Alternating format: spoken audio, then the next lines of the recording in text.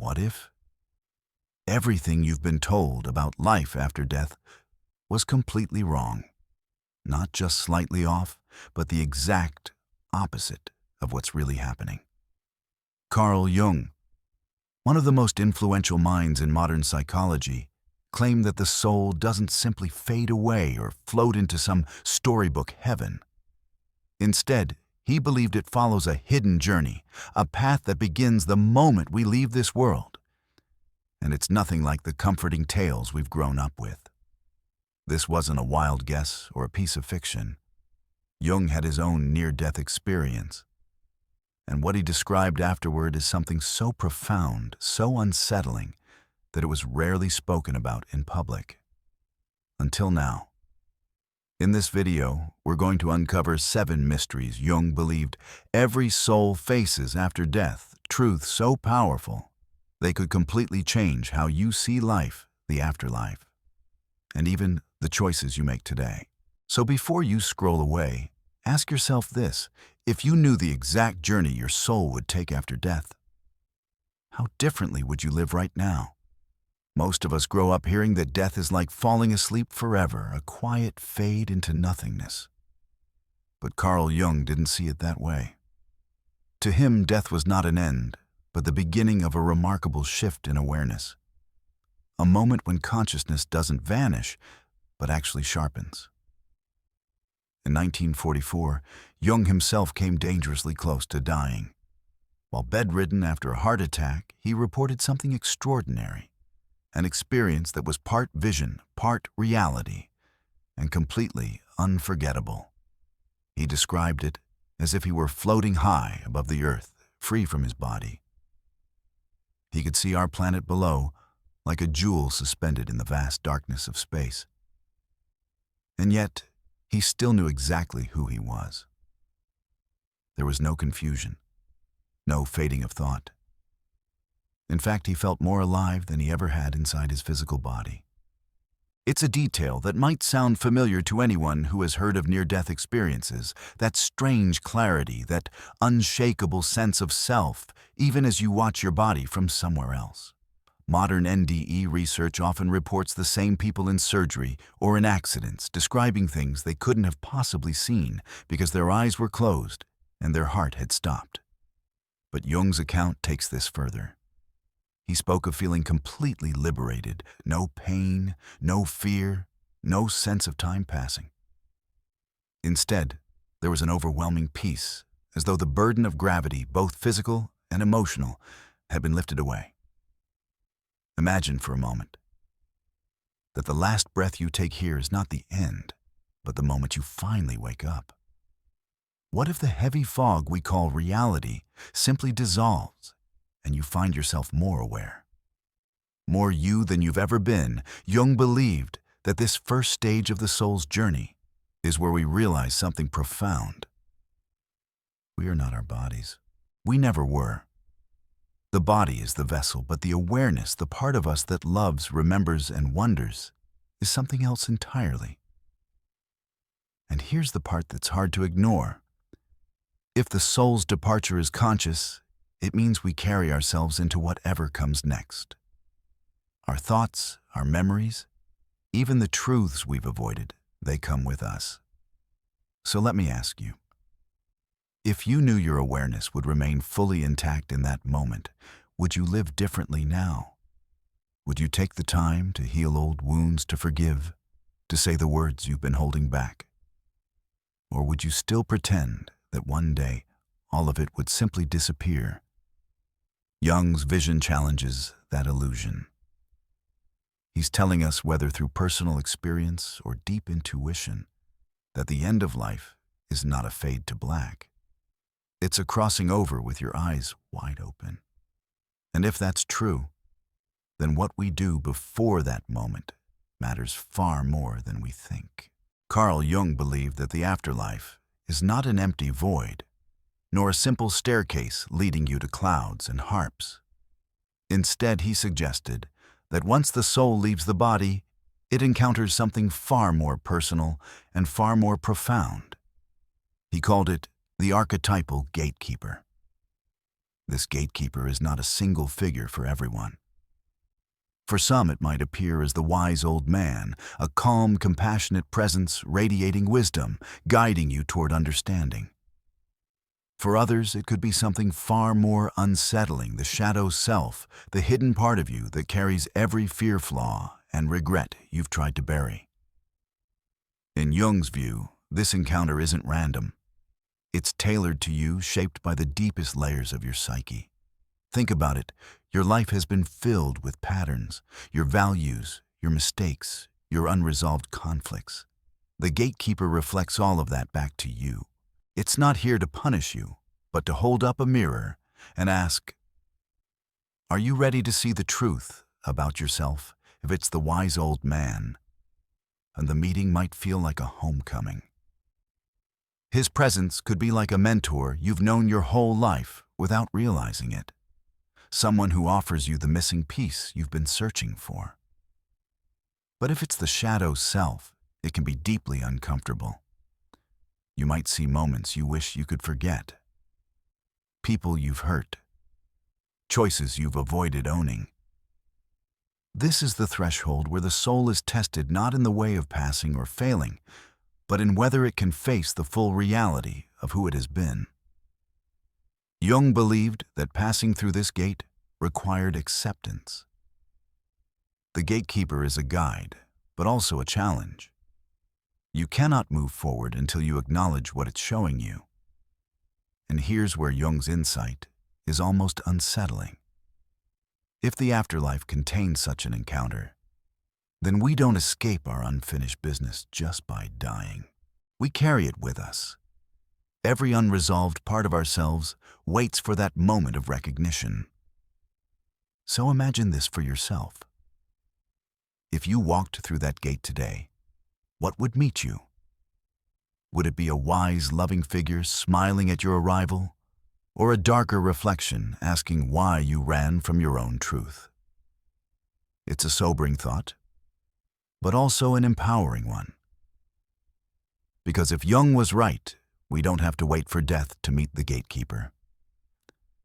We can start now through self-reflection, shadow work, and honest living, so that when the time comes, we walk through that threshold, ready, not afraid. In his near-death vision, Carl Jung described something breathtaking, an immense radiant temple suspended in light. It wasn't made of stone or brick. It seemed alive, as if the walls themselves pulsed with a quiet, eternal energy. And Jung understood instantly this was no ordinary building. This was the temple of the self. To Jung, the temple symbolized something far deeper than an afterlife destination.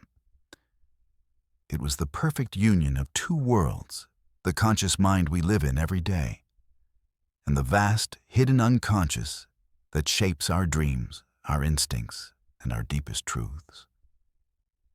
In that moment, he wasn't just seeing a place.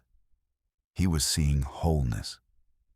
Every fragment of his being, every shadow, every joy, every forgotten memory, they were all present there, woven together into one complete self.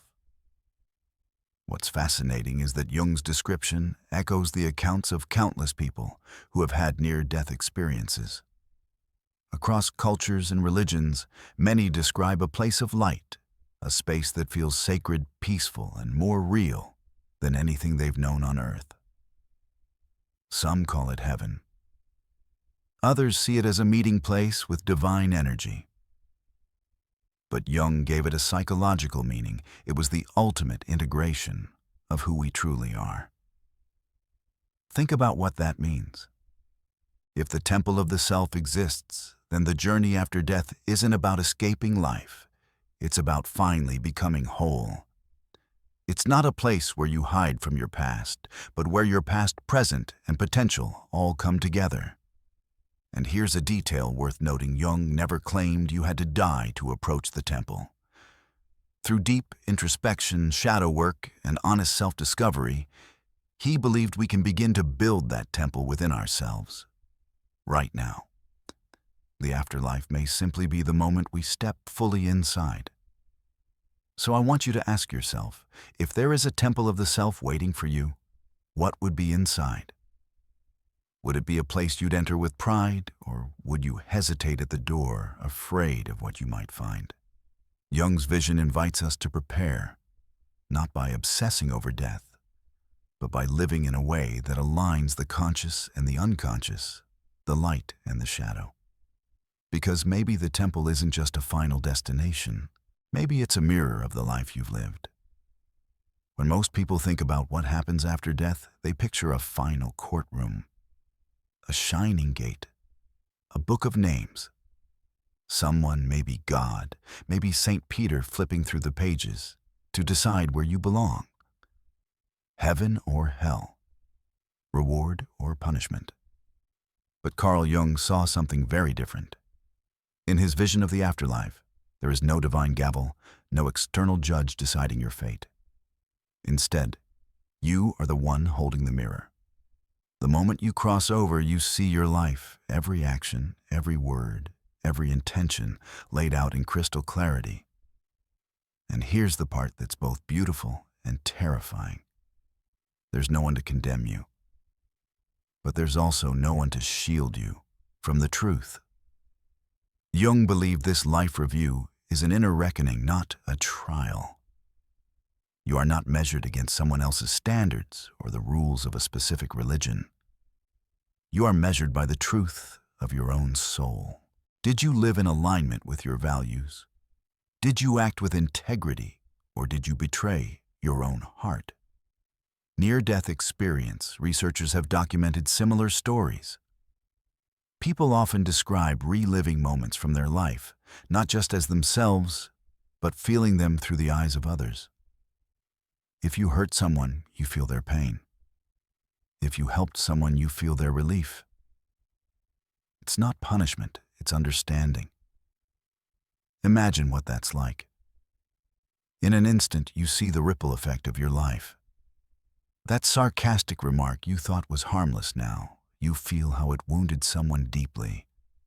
The act of kindness you barely remember now, you see how it inspired another person to keep going. This is the life review Jung spoke of. It's not about divine wrath, it's about awareness. It's the moment when your soul sees itself fully without the fog of ego excuses or denial. And if that's true, then the most important preparation for death isn't about appeasing an external judge. It's about becoming someone you yourself can respect when the truth is laid bare. So let me ask you, if the review happened right now, would you watch it with peace or with regret? Would you see a life you're proud of, or a life you'd wish you could rewrite? Jung's insight is a wake-up call. Because if the only judgment comes from within, then every choice we make now is shaping the verdict we'll face later, not from God, not from others, but from ourselves. Carl Jung believed that when we die, our journey doesn't just lead us into some private corner of the afterlife. Instead, our consciousness merges into something vast, timeless, and shared by every human being who has ever lived. He called it the collective unconscious, a kind of spiritual library, holding the experiences, symbols, and wisdom of all humanity. It's not a place of individual egos competing for attention. It's the deep ocean beneath the waves, where every soul becomes part of a single current. Think about that for a second. Every joy, every heartbreak, every act of courage, every lesson learned by anyone who's ever walked this earth, it's all there. And when we pass on, Jung believed our personal stream of consciousness flows into that ocean, adding our story to the great human story. This means death isn't about losing yourself, it's about expanding beyond yourself. Your identity doesn't vanish, it becomes part of something larger, something eternal. You gain access to the wisdom of countless lives across all time and cultures. Modern NDE accounts sometimes describe a similar sensation. People speak of feeling connected to everything, of knowing all at once, of being able to understand not just their own life, but the very pattern of existence. Some say it's like remembering a song you've always known, but forgot how to hum. It's a humbling thought. In life, we so often feel separate. Your problems are yours, my struggles are mine. But what if at the deepest level, there is no separation? What if, in the end, your happiness and my happiness are threads of the same fabric? And here's where Jung's idea is more than just comforting, it's a call to live differently. If one day you will merge into the collective carrying your energy and your lessons with you, what kind of contribution do you want to leave behind? Do you want your story to add light or to add more of the same pain and the world is already drowning? In Jung's vision of the collective unconscious turns the fear of death into a responsibility for life. Because if we are all connected in the end, then every act of kindness, every truth we speak, every shadow we heal, it doesn't just change us, it changes the whole. Carl Jung often reminded us that the language of the soul is not made of words, it's made of symbols.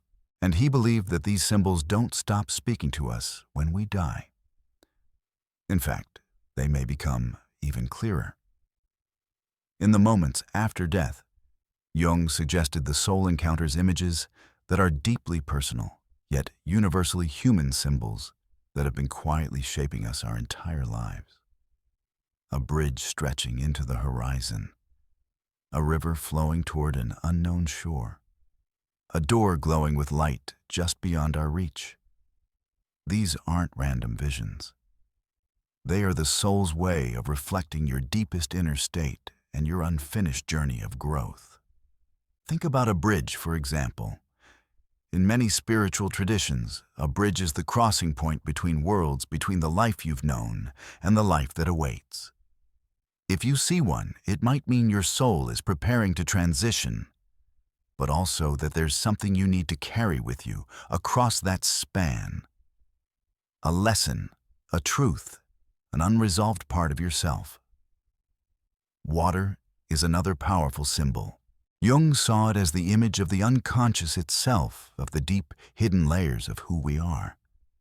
To face a river or an ocean after death might mean you're ready to immerse yourself in the vast unknown, to dissolve old boundaries and become part of something greater. And then there's the door. In dreams and myths, doors mark the threshold to transformation. To step through is to embrace the next stage of your journey. But sometimes people in near-death experiences describe standing before that door and knowing they're not ready to walk through, not yet. What makes these symbols so powerful is that they belong to all of us. You might have seen them in your dreams, in moments of crisis, or even in your daydreams.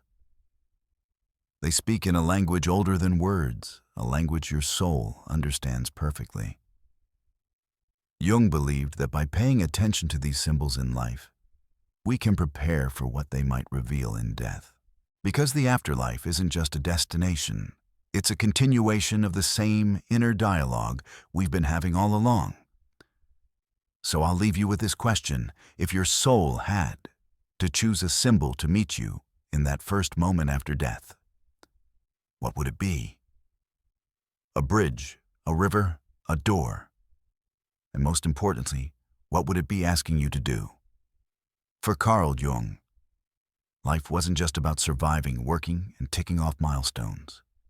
He saw life as a journey toward individuation, the process of becoming the most whole, authentic version of yourself.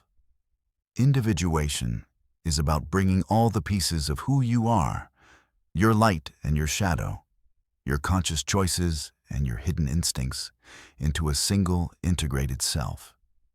It's about living without masks, about knowing your flaws and strengths and embracing them both.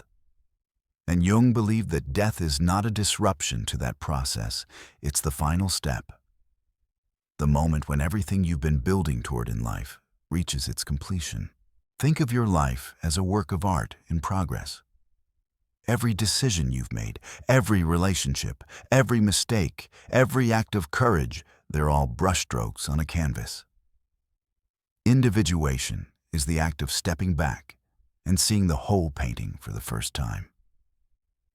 Death, in Jung's view, is the moment the frame is placed around it, and the work is complete. This isn't a grim idea, it's actually liberating, because it means that what matters most isn't how much time you have left, but how true you are to yourself in the time you do have. If your death will one day be the seal on your life's masterpiece, then every day now is a chance to make that work something worth signing your name to. And here's the challenge Jung's vision offers if you knew these were the steps your soul would take. How would you live differently today? Would you keep avoiding the parts of yourself you don't want to face? Or would you finally turn toward them? Would you let old wounds keep defining you, or would you start to heal them? For viewers in the middle chapters of life, your 30s, 40s, 50s, 60s, this isn't a distant theory. It's a mirror. Jung is asking you to live now in such a way that when the final moment comes, you can step into it with a sense of completion, not regret. That means confronting your shadow while you're alive, those unacknowledged parts of you that might otherwise follow you into death unresolved. It means reconciling with people where possible, forgiving where you can, and letting go where you must. Because in the end, individuation isn't about becoming someone different. It's about becoming entirely yourself. And if Jung was right, death isn't the end of that story. It's the moment you finally get to read the whole thing cover to cover. So I'll leave you with this. If you knew your final act was the completion of your soul's masterpiece, what would you start painting today? So what Carl Jung saw beyond the veil wasn't a warning to fear death. It was an invitation to see it for what it truly is, not an ending, but a return. A return to truth, a return to wholeness, a return to the eternal journey of the self. The 7 mysteries we've explored aren't just abstract philosophy, they're a map. They show us that the afterlife isn't some random unknown, but a continuation of the same inner work we've been doing here all along. The conscious merging with the unconscious. The meeting with our gatekeeper. The temple of the self. The life review without judgment. The merging with the collective unconscious. The symbols that speak to our soul. And finally, death as the completion of individuation. Jung's vision is a reminder that life and death are not 2 separate roads. They're one continuous path. And every choice you make right now, every moment of courage, honesty, and self-awareness, is shaping how you'll walk that path when the final chapter begins. If these 7 mysteries have shifted the way you think about life after death, imagine what other hidden truths Jung left for us, truths that could change not just how we die, but how we live. So make sure you subscribe and turn on notifications, because in our next video, we're going even deeper into the soul's journey. And now, I want to hear from you. Which of these 7 mysteries spoke to you the most, and why was it the idea of the gatekeeper? The merging into the collective? Or maybe the life review without judgment? Share your thoughts in the comments. Your perspective might be exactly what someone else needs to hear today. Because this isn't just a conversation about death. It's about living a life so aligned, so true, that when the time comes, stepping into the next world feels like coming home.